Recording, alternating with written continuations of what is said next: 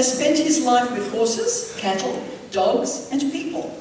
He's also a businessman and professional speaker who continues to run his cattle and horse breeding enterprise with his wife Kathy in Braidwood, New South Wales. His story covers the experiences of his droving time in the long paddock with mobs of cattle in the 3 eastern states of Australia during the big droughts of the 1980s. He is Alan Hannaford.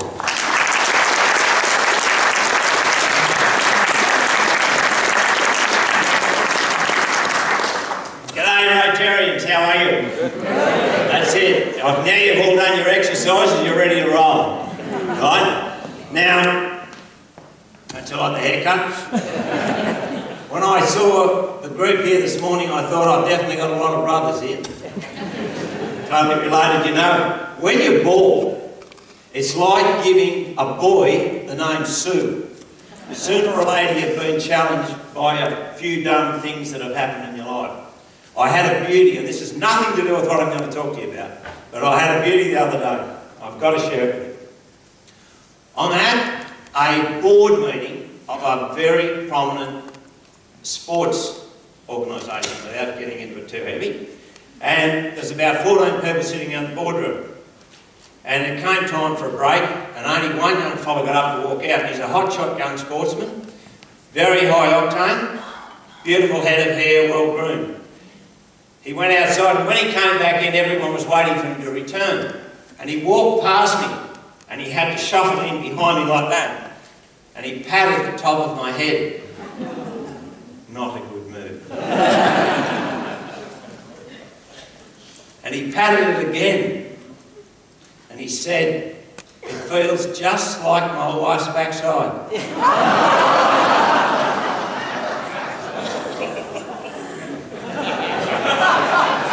I said, "You're right."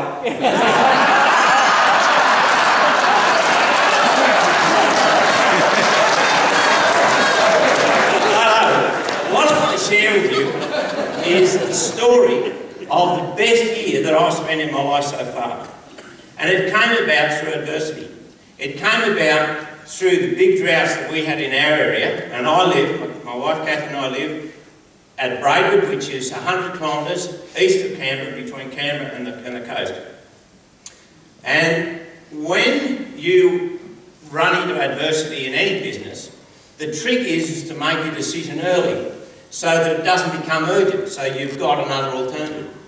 So what we did is we knew that the drought was getting really bad, and we had cattle all over the place, and I was in a family business with my brothers, and I said, "Now's the time, we've got to move, we've got to do something, we've got to put cattle on the road," because we couldn't feed them all. So I know a lot of blokes in the horse industry, in the cattle industry, so what I did was I phoned the guys that I knew, or the people that I knew in different parts of the state, or states, and it came to pass that the northeastern corner of Victoria, which is Corrion, was the place that we would probably go to. So I thought I better ring the ranger. Now the ranger in Victoria is different to the rangers in New South Wales, because in New South Wales your regions or your PP boards are governed, your roads are governed by the PP boards or the stock routes. In Victoria it's the council ranger. So the council ranger, I found out who he was, so I get him on the blower, and it's 9 o'clock at night. And I said, "Mate, I'm Alan Hannaford." He said, yeah. Anyway, told him who I was and what I wanted to do, and I said, "I'll need to come and have a look at the roads in your area to see if they will suit what I want to do." And he said, yeah, wasn't too interested, yeah. And I said, "When will it suit you?" And he said, "Mate, how about 7 in the morning?" It's 7 hours drive from home. It's 9:30 when I finally got on with him. I said, "Mate, I think beggars can't be choosers." I said, "Mate, I'll be there." I'm pitching Kathy's driving, I'm asleep, you know. So I said, "Well, mate," I said, "No, where will I meet you?" He said, "Mate, in the cemetery." As if it's the only place you meet him. And I said, "In the cemetery?" I said, "At 7:30 in the morning." I said, "How will I know where you are?" He said, "Mate, I'll be the only thing moving."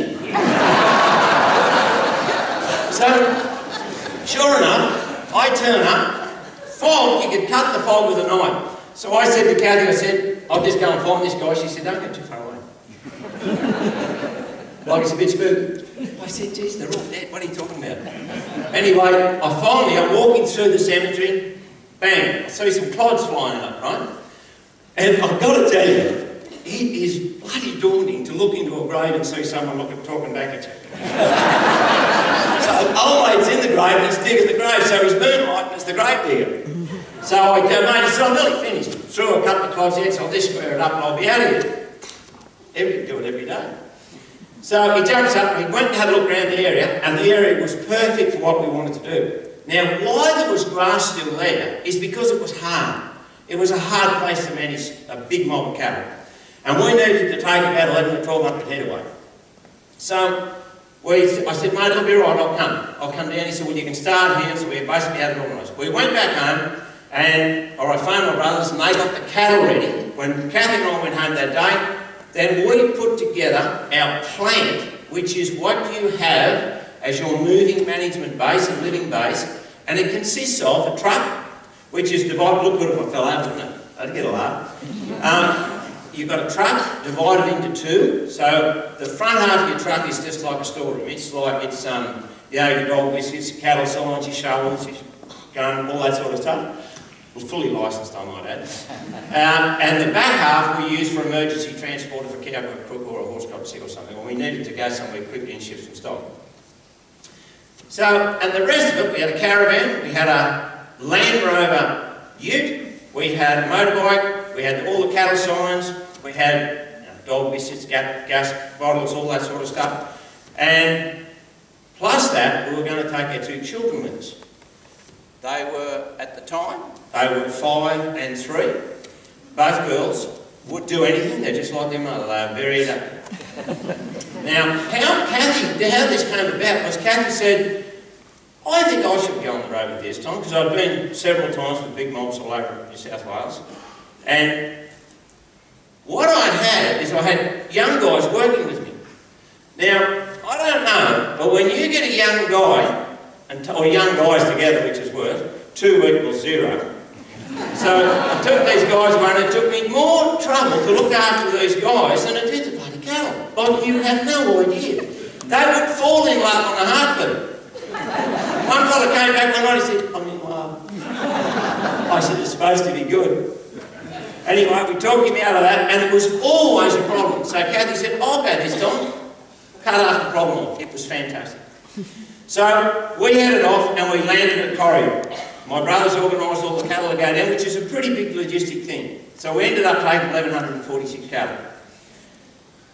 When we got down there, I had the ranger on side, he was right. And what we needed to do was it was a PR exercise. Now, my father was an old man when I was young. And I spent a lot of time talking with him rather than probably doing things with him. And he said to me, when things go wrong, just be nice. Just be normal. So I thought, it doesn't matter what happens, we'll just be nice, we'll be normal. And sure enough, we let the cattle out. Now, there's a funny thing that happens in areas, the closer you get to suburbia. In a suburb, you'll see the house fence, the fence finishes here, and you know that little herbage between there and the road. It's amazing how the people in the house think they own it. Get off my lawn. It's exactly the same in a small farm area, high density dairy farming area. These guys would walk together and go, mate, what are you doing here? And the beauty of it was he usually started Kathy because I've sent her out first. Send her out to shut the gates and look after everyone. And it's amazing how you get a personality change.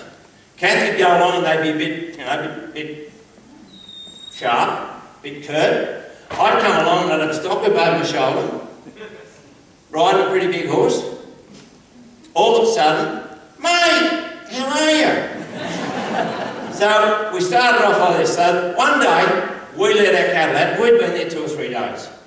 And one fella said to me, he said, mate, when you go up here, and over that hill and down that big straight on the other side, he said, there's a guy out there who's going to be your biggest test. Had that before. He said, how you go with him will determine how you go with everyone. So we let the cattle out this morning, and because we were in a high density area, we had to let them out in that part after the school bus went. So I let these cattle out, right? Nothing to do with school. So I let these cattle out, and they go up and over this hill and down onto this flat wing in front of this bloke's house. I'm cantered along on the horse in front of them just to make sure everything's right. I come over the top of the hill, oh, 400 dairy cows on the road. Being nice is going to get tested, right? So I went out and I thought, that's it, we just don't say anything, so. Well, I looked at these cows, and I grew up with cattle, and I know probably as much about them as most fellas my age. So I thought, these cows have been released. They haven't been out on this road in their lives. They're having a ball, they're going to be hard to get back in. I also saw our mate driving about his motorbike. He's got a four-wheeler, and he's got a fat, blue-wheeler bitch that does not exercise and does eat a lot. So I thought, come 4 o'clock and he wants to put these cows back in, he's in big trouble. Sure enough. So he sets off and he's trying to get these cows in. Every time he'd go past, they'd go like that, and they'd piss off here. The dog would go, so I let this go for a bit, and I was seriously enjoying it. So I watched this and it's developing in front of my eyes, and I thought, now's the time to be nice. So I had some super dogs. So I had this black and white bitch and another couple of good dogs. So I've gone down, I looked at this bloke and said, do it with a handmade, would you? Big grin. Never said yes or no. Sent these dogs out. When you see dogs really good catalogues work, what they do is they'll run past and you don't see it happen. And the cow, oh, gee, in that heartbeat, they've nipped them on the leg, right? Well, these old cows, it was like trimming a hedge. So they've picked these cows up and they've got them in a mob and they're filing down this fella's front driveway. As the last one's going in, where was I? Right there, of course. I set up all like this and he looked at me and he said, thanks, mate. The next night, we got invited to his table for dinner. Yes! So, we're at the table, right, and Unreal, his wife was lovely, right, and the guy didn't know how to express himself, so he expressed himself the best way he could was a defence attack, right? When you got to know him, he's a lovely guy. Plus, that helped him with the cows. Anyway, so we're at the table eating dinner, and Kathy had this dog that was a passenger at best. He was a blue wheeler, and of course, like every good blue wheeler, his name was Bluey. So he rat-tacked up on the door, and we're 10 k's from where we actually had our camp set up. Bluey, and the guy thought, what's that? Open the door, in rush Bluey, sits on Kathy's foot. That's lovely. So I thought, this is good. So now this Bluey, I've got to tell you about him. He was a shagger.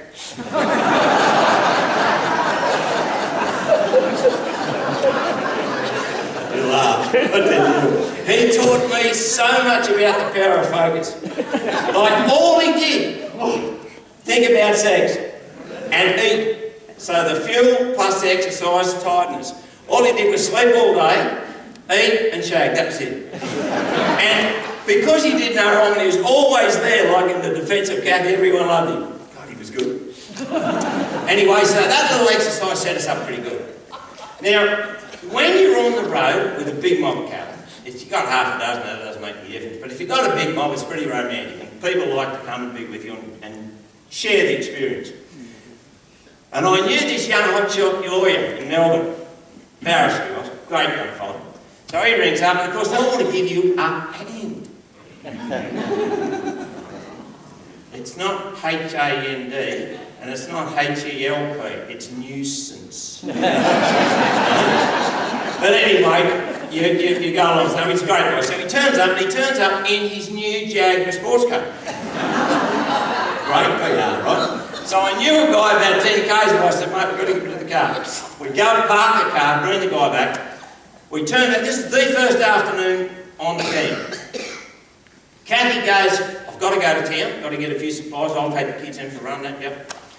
So he's there, and I said, mate, do you want a cup of tea?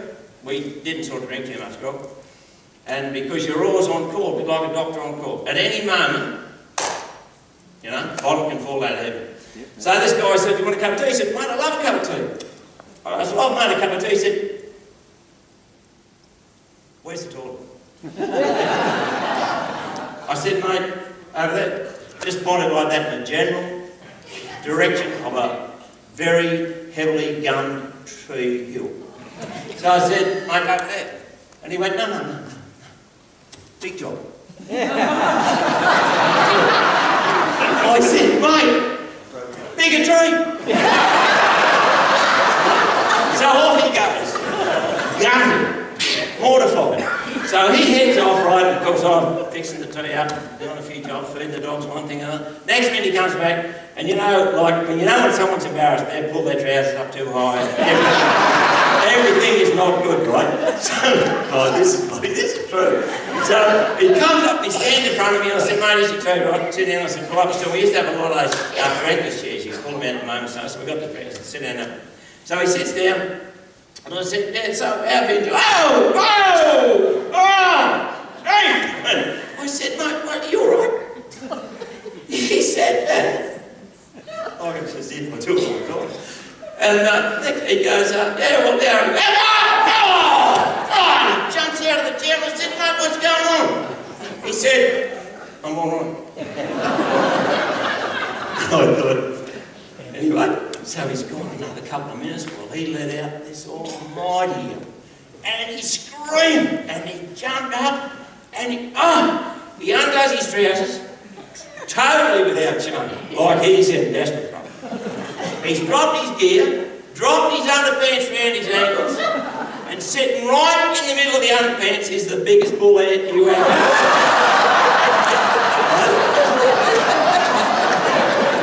This bloody bull head, he made a crab look in that. So, mate, he's mortified. He's flipped the hand off, pulled the axe up, pulled everything up, tightened himself up again. Kathy's not here, thank God. And the hand has fallen out on a little bit of bare ground. So,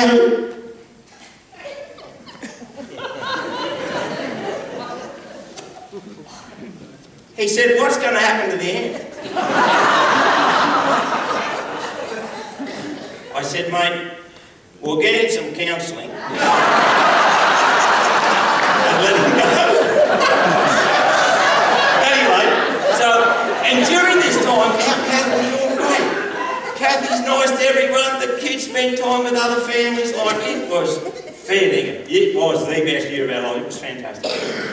Anyway, what I want to get through to you is there are some principles that if you use them and live by them, they work really, really well.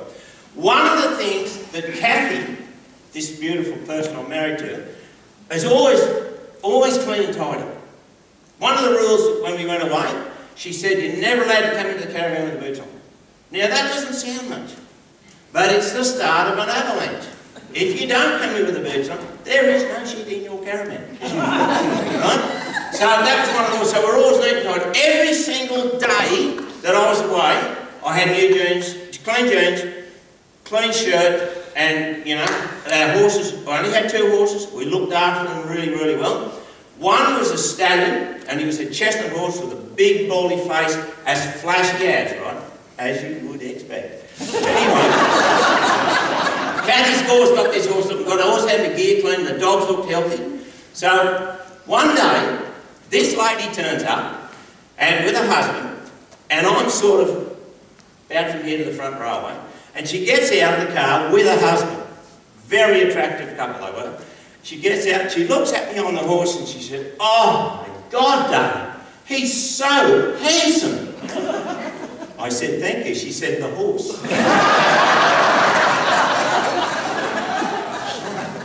She said, what's the service fee? I said, what, on the horse?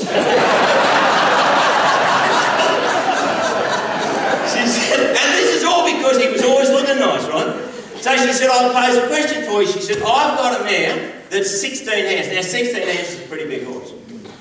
All our horses, our cattle horses, are around about 14 3 to 15 hands, which is 4 inches shorter, but in a horse it's scope and it's a lot bigger. So she said, I've got a question for you. She said, if I mate my mare with your horse, should I get a horse that's 15.2, which is halfway? I said, you obviously have heard the principle of Einstein and Marilyn Monroe. And the husband is going, oh Jesus, what's this fellow going to say? So they're well-educated people. No, just go. I've stopped them. She said, well, yes, I'd like to hear it. And I said, well, Marilyn rang up Einstein. And she said, Mr. Einstein is Marilyn. He said, Marilyn who? She said, Marilyn Monroe. He said, yeah, I'm still no further ahead. She said, Marilyn Monroe, I've just been voted the best actress in Hollywood and the most beautiful woman on the face of the earth. I'm known by presidents. I said, good. He says, good. What can I do for you? Well, she said, they tell me you're the smartest man on earth. I think we should mate. He said, excuse me. She said, I think we should mate. He said, why on earth would we do that? Well, she said, with your mind and my body, we should have the perfect union. He said, what if it's got your mind and my body?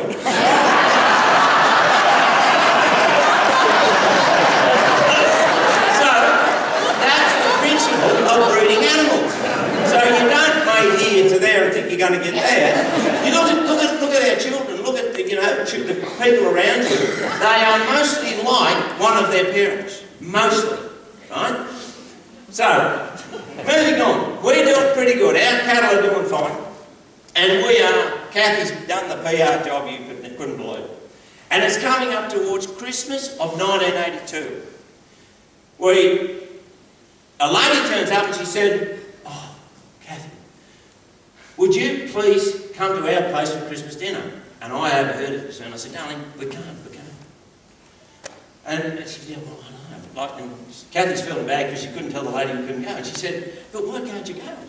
And I said, we've been invited by 16 other families. Dead set true. Only because of what we've been like. So, our PR and our presentation with it, and looking after our cattle as well as we did, meant that much that all these people wanted us to be at their homes for Christmas dinner. So what they did, one lady hired a country hall in a little village, and we all had Christmas lunch together. It was one of the most incredible things. Fantastic exercise. So we'd been in the area at Corrigan for 6 months. And the grass in the area was starting to run out and get a bit, just a bit how do you do. With cattle, they're a perishable product. So you can't just decide at a moment's notice what you're going to do. You've got to have it planned well ahead. So we decided we're leaving. So what we did is we took those cattle back to Braidwood and we regrouped all our cattle and we took another mob that were easier to manage, but the same number. We put them on a train at Goulburn and we sent them to Guyra in northern New South Wales, which is up there on the New England, and we unloaded them up there. So the same thing, Kathy and I turned up there, didn't know a cattle. So the cattle turned up at midnight at Guyra. Now when you truck cattle, you truck them according to size. So you've got all your calves together and you've got all your cows together and you've got your in-between, so nothing hurts each other in transit. So these cattle arrived at Guyra at midnight, and the railhead at Guyra looks down on the town, and it's getting close to winter time. And there's all the chimneys coming out of the houses, right? All the lights are off, not a word. We start letting these cattle out, and the cows are building, and the calves are building, and it's like World War III. Before we knew where we are, we had a backdrop of Sydney. Every light in Guyra was on. Now, we let the cattle straight out onto this big reserve, and the reserves up there were like 600 acres. And they were in line, and we were getting on pretty good with the ranger. So we let the cattle out there, and on that reserve, the blokes said, you might as well stay here for a fortnight, there's plenty of food. So we got to know a few of the blokes. One of the fellas I got to know was a very astute cattleman, and a very astute horseman, and a pretty enterprising businessman. And he came to me one day, after we'd had the cattle there for 4 or 5 days, and he said, "Have you counted the cattle lately?" I said, "No, I haven't, because I haven't shifted them." He said, "Well, tomorrow morning, run them through into the next reserve, count them, and then," he said, "another couple of days, I might bring it back if you want to use it." So I'd run the cattle through, and by the way, he said, "You're 11 short." I said, I'm thinking, how does he know? So I counted him. He said, "I'll be down in the morning." Counted him, and I was 11 short. He said, and I used to count them hundreds, like you count 100 and put a line, because I'm not much good at 996. So I put the line, when I got right to the 11, I had 1146, was the 46 I was worried about. So he said, "I'll tell you where they are." He said, "You go down here, backtrack, not a road, a lane. Go down, you over around the corner, down a big straight round there." He said, "The bloke lives on the left-hand side. The cattle are in that paddock. And they've got a lot of mates." He said, because he's been doing it to every other poor bastard that's been through here for the last 5 years. I said, "You never told anyone else?" He said, "No, I didn't really get to know him." So I thought, get the dogs, the good lads, whip over the shoulder, off I canter. Tell Kathy I love it in case I don't get back. Off I canter, right? So I've headed down, and I spotted these cattle over in the front paddock with a big group of cattle. So I thought, "Oh, no use asking, because I'm not going back without them." So I didn't even go into the paddock, because I knew the gate was up the top near the yards. I could see that. So I sent the dogs over the fence, and I'm getting these cattle up, and old mate comes out. I said, "Mate, get out of the road, we're just going to put these in the yard here." And he went, "What are you doing?" I said, "Mate, I'm just getting my cattle out of it." Not a word was said. So I put them in the yard, and the guy that told me that he took them, he said, "When you put them in the yard and you're taking yours," he said, "just fine him a little bit." So I got to 11, 12. You're bad, you lot, I do. You members of road trips. I got to 22 and I thought 100% is not bad. And this guy never said a word. He did not know what we owned and what he pinched up other people. So I got the 22, put it back in. As I'm going back, nearly to our mob, the bloke that told me turns up, he said, "Now that is a fine." I got the cattle back. While we're on this reserve, there was another family joined the reserve, and they were an older couple. And they got to know the lady. She used to talk to us, and she was interested in horses and one thing and another. And she said, "Do you drink?" I said, "I do get thirsty from time to time." She said, I said, "Are you feeding them about drinking? You're a bit serious." She said, "Are we serious? Come over here." We walked into a house, in a lounge room, and she had got 2 big doors on the cabinet. She opened the doors, and in there were 200 varieties of liqueur. Homemade. Liquid dynamite.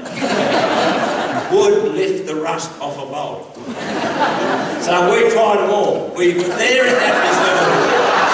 Not all at once, not all at once. We tried them all, we tried them, but we were there over the space of a week. And where we had the caravan parked in the big reserve, by the time we got to the end of the week, it was next to the house. So you didn't have to just walk in the corner. It's fabulous. She said to me, in a moment of weakness, she said, my weakness, she said, "Alan, tomorrow could you ride some young horses for me?" And I said, "Yes." I didn't need to be riding young horses when you were on the road. You get busted up, especially if you're not doing it all the time. Anyway, she said, "Can you come to the yards tomorrow at 10 o'clock? I said, "I'll be there." So I turned up at the yards. Now the yards were that high, and the rubber was probably that high. So there's a gap in the top, couldn't see what was below it. So I walked up, I just took a general look around the yards and I thought, well, the horses aren't in. So I started to walk away. And as I started to walk away, I hear this. So I was like, I must be hearing things. So I headed off again and I hear this. So I walk over to the yard and I go, oh, jeez. There's 11 Palouse ponies. They're that high. She said, I've been driving them all, they're all ready to go. All you got to do is get on them. Now, I kid you not, I couldn't stand up like that because they were. I used to get these ponies, I'd put them under there, sit on them like that, and if they were naughty, I'd just let them piss off and swing them around, bring them back and get them go like that. We had all, by that afternoon, because they were all really quiet, she'd hand-read them all. So that was a great favour done to her because she was really lovely. So, if you look at the map of New South Wales, Guyra is up there on the New England. Well, we were moving up north, we knew we had a gap, we could go right to the Queensland border. So we moved up to, we were going up past a place called Red Range. Anyway, very close settled area, and so the good feed, and great people. So we've let these cattle go, and we're pretty laid back, you know, we were reading books and telling yarns to people. Anyway, there was a lady, every morning, religiously at 10 o'clock, she'd drive through the cattle in a new grey Mercedes-Benz. Do not touch my Mercedes was the message, right? So she'd sneak through the cattle and off she'd go. Never look at me. Never look. So this went on for a while. Then what happened was we're back at the camp and Kathy says to me, darling, I think I'm going to get my hair colour changed. And I said, yeah, whatever you reckon. She said, I think I'll just get it lightened up a bit of a change, you know. I said, right, that'd be good, darling, you do that. So she's gone to town, and she's come back, and she is blonde. Like I mean, 100% changed. She's gone from brunette to blonde. I said, a bit radical. She said, well, it is a bit. I'll just see how I feel with it. So it's gone the next day, and she said, I can't handle it. I'm just going to go and get some colour and do it myself. So she's gone back into town, she's come back, and she's done her hair, and it's too dark. It's black.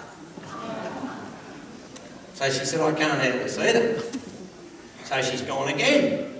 This is all in 5 days. She's gone again, she's come back with another batch of brunette. She's done it, she said, I'm happy, that's good. So, 2 days later, the lady is driving through with a Mercedes. Pulls up right in the middle of the road. I'm on the horse and I was up on a high bank. And she looked up at me with the authority. You! I thought she must be talking to me. It's not having to talk to me. She said, get down here. No idea. I mean, you do get down here, you're going to go. So I get down and she said, get off the horse. She said, we don't need your sort about here. And I said, don't you open your mouth and don't you try to get out. She said, you womanizer. She said, don't even open your mouth. You had a brunette, a blonde, a blackhead, and a brunette in the space of 5 days. Get your cat and get out of there. Absolutely dead set true. So we're going. We're heading up, we're going up, and when we get just near Glen Innes, my brothers ran and said, we need to send another 50 cows to add to your mob. And they'll be on the rail, head at such and such a day. So we've arrived there, and the cattle have turned up. We let the cattle off and we're going out of town, and I've got all the dogs.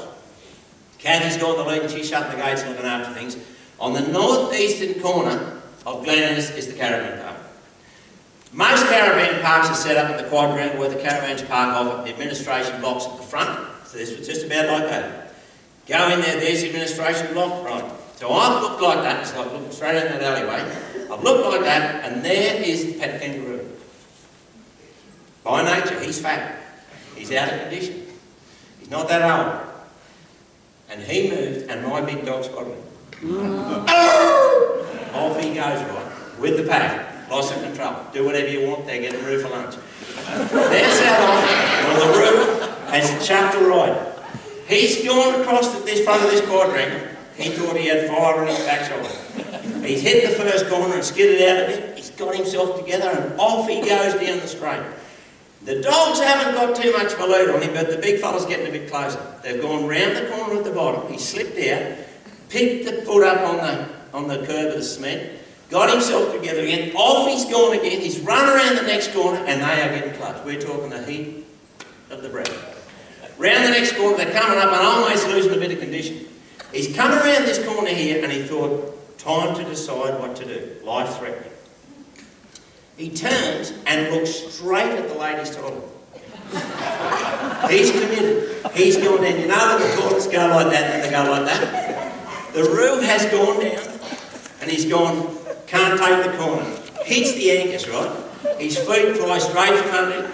As he is just 5 foot from the bloody wall, a lady walks out with a cardigan over her shoulder. And as she turned like that, the roo went straight between her legs, knocked himself stupid. The best part was when he stood up. He's inside the skirt. Not a lot of room for a roll. So it was just hilarious. Well, in this whole process, she's let out, frightened the hell out of the dogs. They've all pulled up and they're starting to go back right off. Now I've got a bit of control under them. So she cool as a cucumber. The roo, he gets together, goes bad experience, goes a bit to the side. The lady flicks the cardigan over her shoulder. This was priceless. And starts to walk away. I thought, she's not even going to say thanks already. So she starts to walk away like this. And she goes, life's all about timing, son. Oh, that was so good. Anyway, we've gone further north, and we're getting pretty close up to the border. We did a few laps up there, and the cattle were going good. We lost a couple, had to go and find them and all sorts of things. And young bulls are really good fun, because if they can't get what they want within the mob, they will go looking elsewhere. They're not like humans. So, we head off. We're going around and we met a family, and how I met this family was quite unreal. This man lived on a big property, but to get access to his property, he had to go through a big reserve where we planned on putting the cattle. So I've come round, drove in, because we always did a bit of recce 2 days or 3 days before. I've driven up to his front door, and as it turned out, he was just having his afternoon tea. So he's come out, a lovely guy. And I go, mate, I'm on Hannaford. So I've got a lot of cattle coming up the road. Would it be convenient to you if I put them in that paddock the day after tomorrow for the night?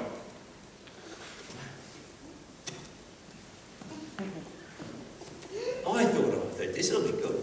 He said, mate, I've been living here for 38 years. There's been 200 mobs of stock in there, and no one ever come and asked me if it was convenient. He said, mate, I'll help you put them in. So we went there. Do you know we ate at his place for 13 nights? I mean, we weren't busted, we could get a feed. But they came, the lady came, got our children, who were 3 and 5, took them, bathed them, changed them, washed their clothes, put them in their pyjamas, fed them, had them sitting up watching TV, and a silver service for us every night. It's a bastard being nice, isn't it? So, we're finished there, and things are starting to wind down a bit. We knew it had rained back home, and we had a lot of rain, so the drought had, in theory, it had broken. But when droughts break, it's like when you water your lawn. You can water it, there's water everywhere, the grass doesn't grow straight away. It'll grow a bit, then it'll get stronger, then it'll get thicker. So we waited for 2 months before we took our cattle home. So I knew where we were going to head. I thought we'll rail them out of Moree, which was, you know, where Moree is out in the west-northwest. And it was a fair way away, so we were a month away.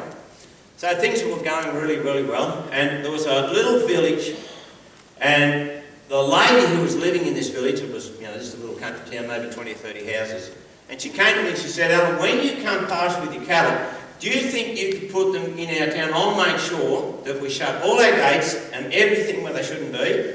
And they can eat everything, it'll be better than no one. I said, no worry at all. And community service. So, rotary seat. Anyway, so we've turned up and the cattle are there, and they're like, look, when you have cattle on the road, they get quiet. They get like children. So they're poking about and everything's quiet. And this lady, I'm sitting on the horse, spend a lot of time sitting on the horse.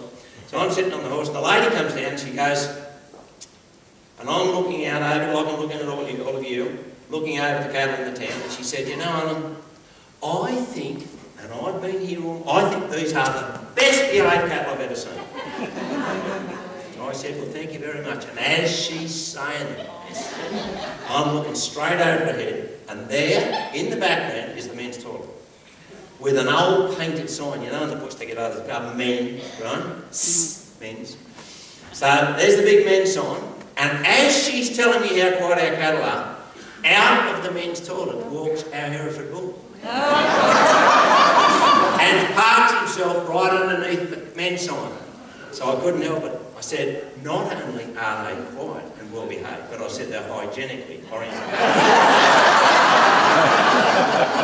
Oh, bloody, the story's gone forever. Anyway, we started to head off. We started to head towards Moreen. We got a lot of rain up there, a lot of flooding. And everything that happens on the road is not good. We had some dreadful things happen. We had our best dog stolen. And the guy left a message, true as God. Left a message on the door. If you don't pursue his recovery, I'll let you keep the rest. Dead set true. And we found out later, the bloke who took him was a bit of a rascal, but anyway, I was younger then, I wouldn't do it now. He wouldn't have kept the dog, I mean. Anyway, so that was, and the other bad thing that happened is this beautiful stallion I had broke his leg. And I had to put him down, and we were like 60 k's, 80 k's more from any vet or anyone, so those things are up to you to do. And that was a bad experience, you know, but ourselves, our health and everything was very good. And our kids were happy, and no toys. Kathy found them things, she buckets and dogs and, you know, everything. They had it all, and they look back on it. The little one doesn't remember much about it, but the older one, she tells stories about it. Some of them are made up.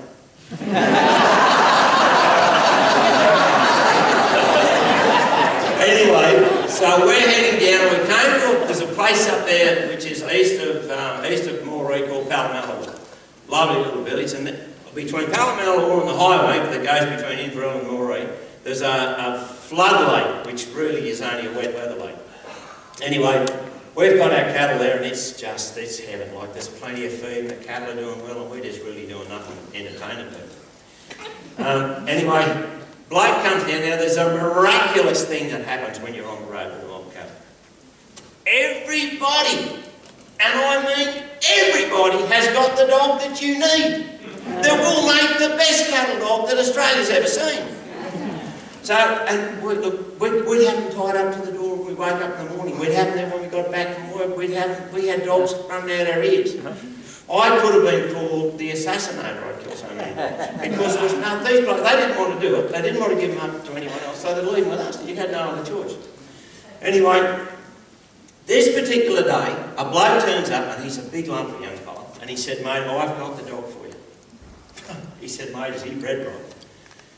Marilyn Monroe, Einstein. The bloody dog was a cross between a German short-haired pointer and a red healer. We're talking like acid and myxomatosis, like it was something. So he said, I'll be there, and I said, I don't need the dog, mate. He said, I will be here in the morning with the dog. I said, I don't need the dog. Waste of time. He turns up, and it's a van. Not a ute, a van. And inside, all I could hear, the van's rocking. Right? He's out, so I've got him in here so I can see that. So he opens the door of the van, the slide door about that far. And he's got a steel bar that long with a hook on it, and it's got the handle runs down, it's got the latch in the handle. So he's reached in like this, and he's got the dog, locked him, and dragged him into this thing. Mate, he was big. The dog would have been that big and frothing at the mouth, ready to do something. So he's got him out. This guy's petrified of this dog. And next minute, the thing breaks. Exit stage left the dog. So the dog, the cattle, the first cow was about 30 metres away. And this dog has just gone, wham. He's run straight at this cow, hit it without even her noticing. And he's grabbed it by the ham on the back of the leg, like he's locked on the vice grip. Well, the cow spun, and she spun that fast that the dog was like that. So and it's a big dog, like that'd be her. So she stopped dead. She thought, I'll try the other way. So she spun the other way. Dog never moved. So she stopped as if contemplating the future. And she looked across, and she was another 30 metres from the lake. It was unbelievable. The dog. She's dragged the dog across to the water. She started to go into the water. She measured the depth. She went not far enough. Far enough. She sat on it. It was priceless. The bloke standing here with me, not a word. She sat on the dog and she knew exactly how long he could do without air and stay alive. She doubled the time. When she got off him, no bubbles came after her.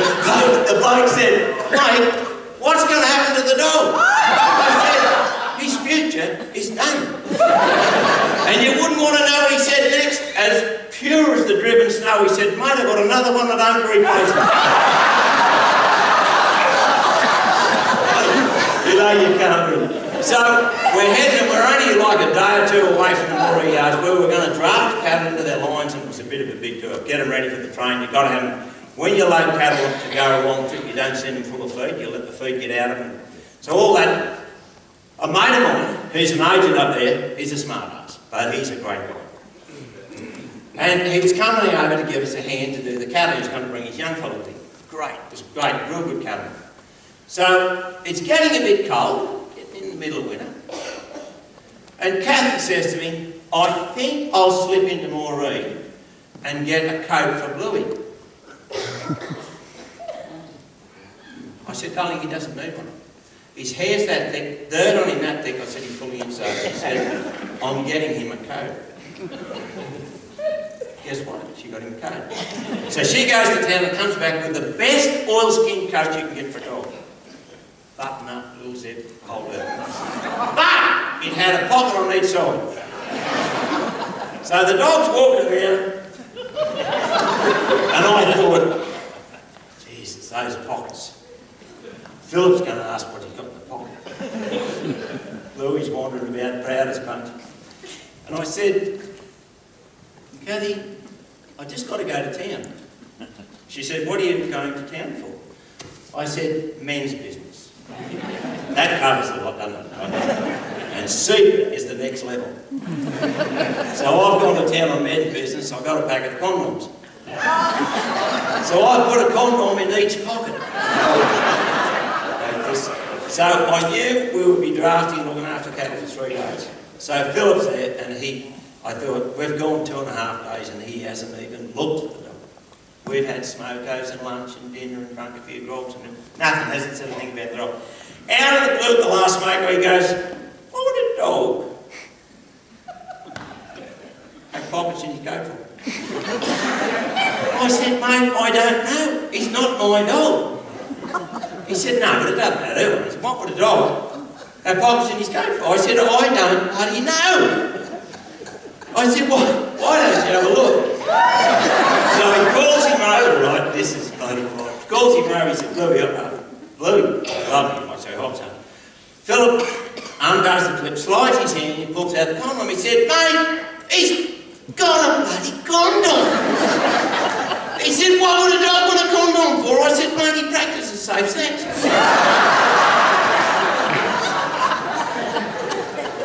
He pulls him over again. "Get up here." Opens the other one. He said, "Mate, he's got 2 of them." I said, "He practices twice a day." Anyway, we put the cattle on the train and we sent them home. And the overall exercise was honestly fantastic. It was fantastic. Fantastically successful. We learned a lot out of it. Now, the things that I learned out of it and the things that I had reinforced out of it were these. There is no downside to being nice.